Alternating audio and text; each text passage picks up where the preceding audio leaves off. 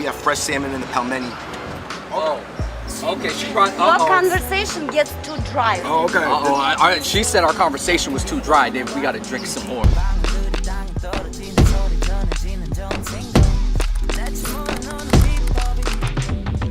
Growing up in Kent, Washington, it took us a while to realize how diverse it was. And now I remember there was actually a lot of Eastern European immigrants from Russia, Ukraine, and Poland. I learned Russian curse words on the school bus rides home, and I ate Eastern European chocolate, but I had never tried the food. And on this channel, we're always trying to learn about everything, so we had to check out Zarevna and Veselka in New York City, especially since their cuisines might have a little more ancient influence from the Far East than I had originally thought. After all, half of Russia is in Asia. So, what do we share? Let's find out. Hey, what's up, man? What's up, fellas? Yo, What's going on? Yo, what's good, guys? Oh man, why did you introduce yourself? Yo, tell us where we're at. We're at Sarievna in the Lower East Side. I'm Chef Ricky Dolinsky, and I run this place with my wife Maria. What are you guys doing here? I saw on the outside it says New Russian. A lot of people have this misconception that Russian food is a shot of vodka and a potato, and you're good. So for us, we actually find a lot of personality in Russian cuisine. Like American food, it's regional, and it embodies a lot of what the immigrants have brought there and their cultures and how it's sort of mixed into the melting pot that is Russian food. Nice. And you yourself, you are like kind of like a mix of things, right? Yeah, so my father's of Slavic descent.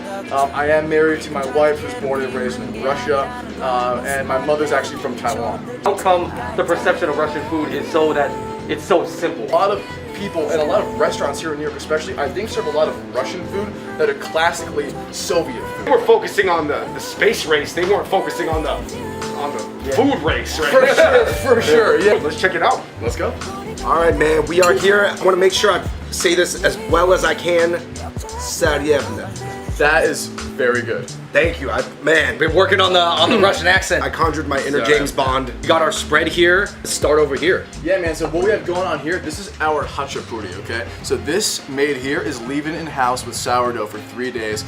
Traditionally in the boat shape still, but we jazz it up a bit with some brown butter, crab, aioli, and ajika. It has like a sort of a Old Bay crab cake vibe going on. Dude, this is kind of like popping IG like 2020, 2019. It shut the game down, right? It totally did, yeah. People were blowing up. What are the roots of this dish? So this is technically the national dish of Georgia. Georgia's really in this like fascinating place that almost like the media probably never thinks about, right? It's like in this, is it east, is it west? It's like right in the middle, right? Totally, and some people have said it's sort of like the last uncharted territory of Europe even. I'm just saying for the gram, the egg yolk is crucial. I'm sure that's also the tradition too. It is, and then the egg yolk mixed in and the cheese coming out. Again, fellas, let's do it.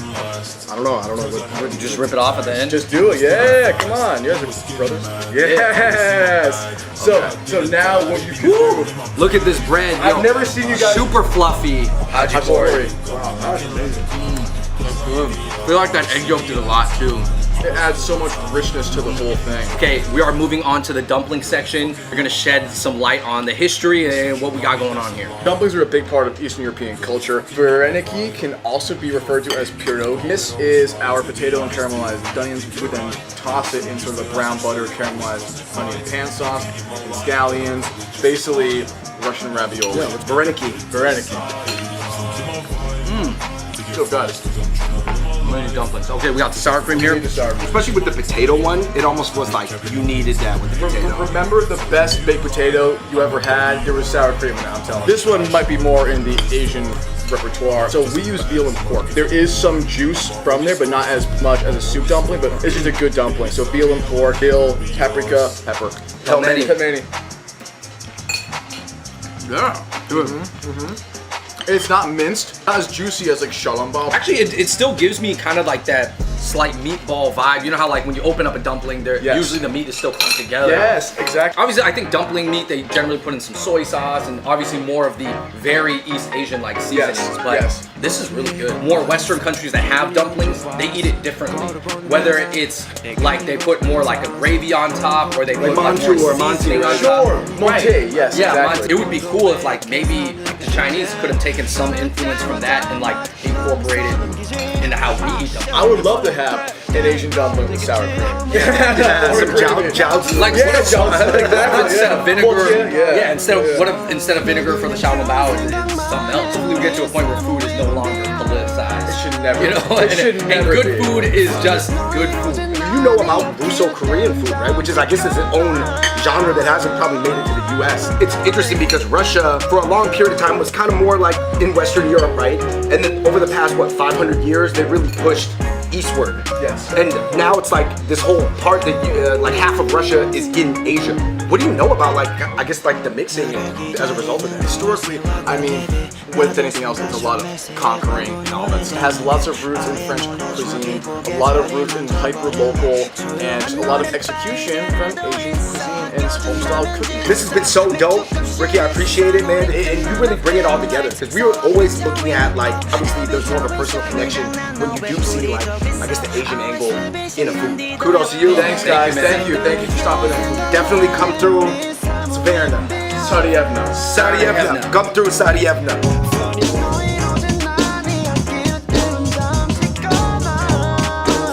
All right, Andrew, we have landed at a staple spot in the East Village called Veselka. And it's been open since 1954. They've been serving authentic Ukrainian food, you know, obviously with an expanded American portion. And I want to say this is not just for like Ukrainian or Eastern European restaurants. This restaurant is famous, period. It's right at this famous corner of East Village where pretty much you cannot miss it. It's open 24/7 and it's just a really popular restaurant. It is, Andrew, according to many lists, one of the best 24/7 restaurants in the country. That's interesting because usually 24-hour spots, you're thinking it's diner food, it's like eggs, omelets, pancakes. I actually have been here once at 3 a.m. I think I've been here with you at 3 a.m.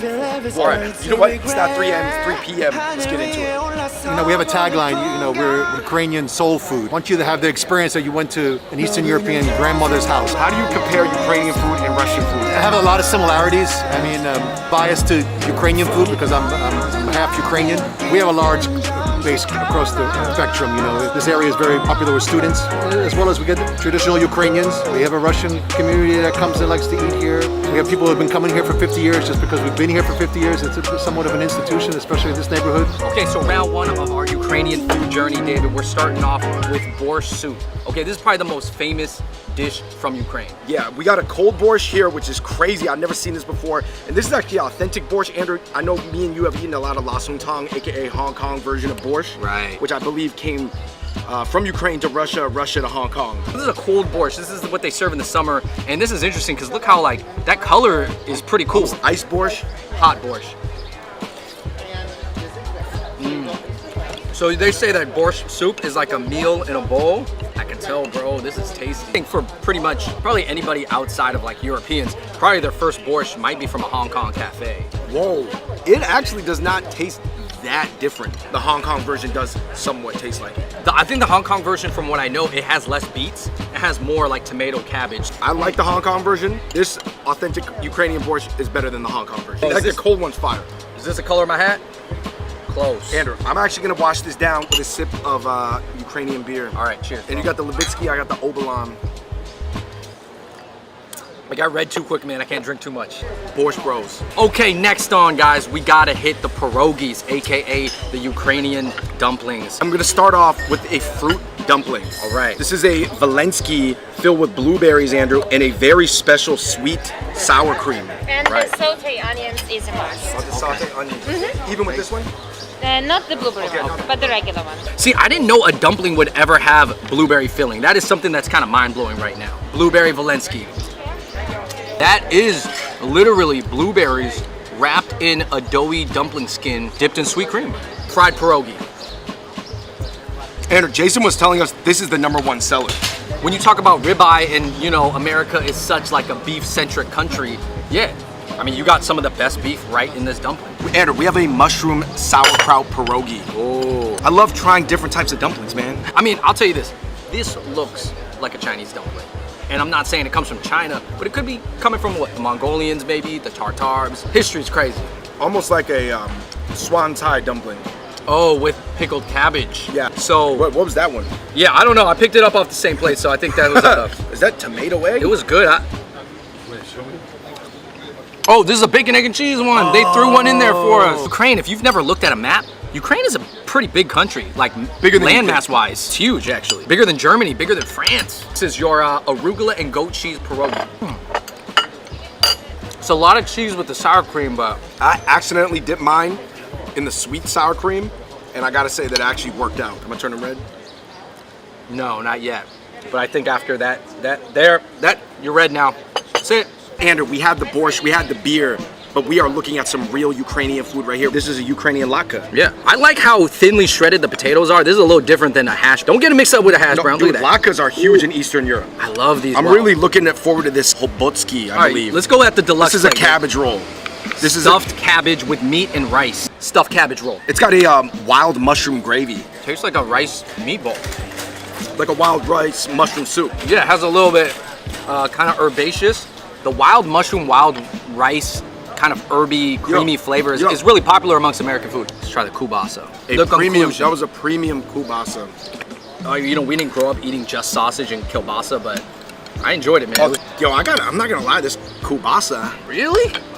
Moving on to the Ukrainian latke. This is your classic latke. There's an applesauce here. You have a sour cream there. Eaten all around Eastern Europe. Exactly. You know, when you get your stuffed hash browns over at IHOP, they don't give you the applesauce. I'm saying it on the streets of New York right now. I love the shredded potato hash brown, and this is similar to. Let's get it. Oh, the potatoes are shredded very, very thin. Usually at the breakfast spots, your diners, you're gonna see them a lot bigger.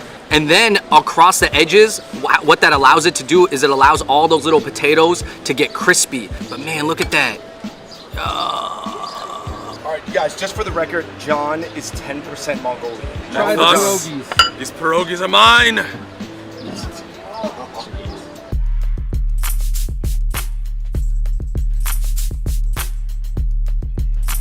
All right, you guys, we are at our third and probably the most authentic spot, and we are at Anyway Cafe in the East Village. We're eating Russian French food. I mean, let's look at this. So relating it to a dumpling or a wonton, the dough skin looks just as thick as dumpling skin. You know why you might like it is because it's folded more, but the skin is thinner. Salmon pelmeni. Yo, that is fascinating. With the sauce on it, it almost tastes more like a salmon Wellington. Almost like an ikura flavor. Yeah, dude, that's crazy how it kind of tasted Japanese because our reference for this type of fish egg is Japanese ikura. Yeah, David, what do you think about it being a salmon dumpling? I think that this was fascinating. I noticed there's a ton of salmon on this menu, whether it's smoked salmon, we have fresh salmon in the pelmeni. Oh, okay, she brought. Your conversation gets too dry. Oh, okay. She said our conversation was too dry, David. We got to drink some more. I think we should get a splash of Everdell vodka. Okay. Ooh, bro, it's lit. This is horseradish. It's very popular in Russia. Okay, so this horseradish vodka is going to be giving us some wasabi vibes. Why? You doing a lot. Russians say za здоровье, which is literally for your health. Za zdоровье, for your health. Pour me up the horseradish one, bro. Oh, We're here, and I am so glad we came here because, Andrew, this is turning into a really authentic cultural experience. Hold on, I gotta see John take it. Yo, John. that's the dill vodka, as they would say, all right? Dude, you are in the sweltering heat. This guy is sweating bullets too. We have the Russian crepes with the caviar. This is the exact same recipe as the French do it. Crepes. Wow. The salmon eggs start bursting in your mouth, and you get a little bit of sour cream. And David, you got a whole stem of dill in there. Ooh. Ooh. And we were told that our conversation was too dry and that we have to wet it up with some more vodka. We gotta move on. All this on the menu, Russian peasant beef stew. It's braised in red wine. Russian beef stew. That red wine flavor is really coming through. That beef is so tender, it's melting in my mouth, but it has all the good elements. I mean, that has very, very deep beefy and red wine. Here we have the chicken and herb sauce crepes. Check that out. Wow, that's like a chicken pot pie in a crepe. I've never seen this before. Chicken and herb crepe. Wow, strong wine flavor, creamy. It's got the little bits of mushroom in there.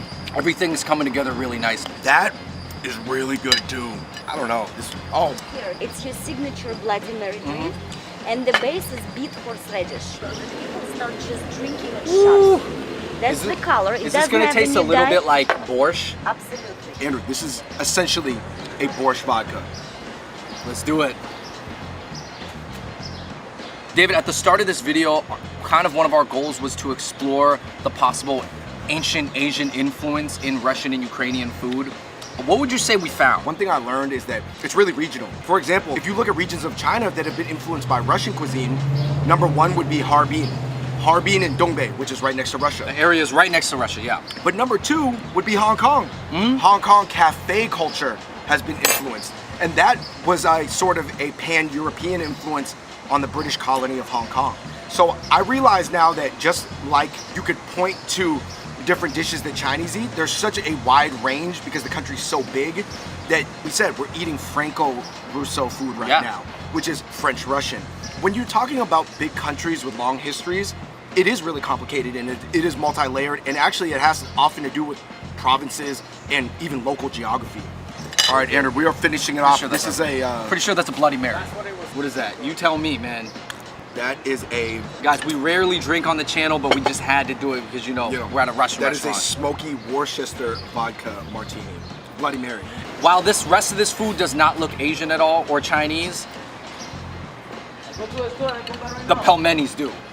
Andrew, this might be the most liquor that we've consumed on the channel before, but it makes sense, and I'm happy to say that it was at the Russian spot, Anyway Cafe in East Village. From what we researched and found out ourselves, there are a ton of diverse influences depending on where a country is located. For example, Ukraine and Western Russia have a lot more influence from Western Europe like France and Poland. Middle and Eastern Russia have a lot more influence from the Middle East and East Asia. The Asian influence coming from the ancient Mongolian Empire, which conquered a lot of territory way back in the day, including China. It makes sense that you would be influenced by your neighbors. I mean, there are some dishes in China that are Russian, Turkish, Mongolian, and Korean influenced, vice versa. It's kind of what happens when your country is large, old, and has traded with other cultures for centuries. Hey guys, if you guys found that video interesting, please hit that like button. Please click subscribe and definitely turn on your notifications. We're gonna be traveling to all different types of restaurants while in New York City because guess what? You can see the world through New York. So, cheers. Let us know in the comments down below if you've ever tried Russian or Eastern European cuisine. Guys, until next time, we out. Peace. Get out of here. Get out of here. Get out of here, yo.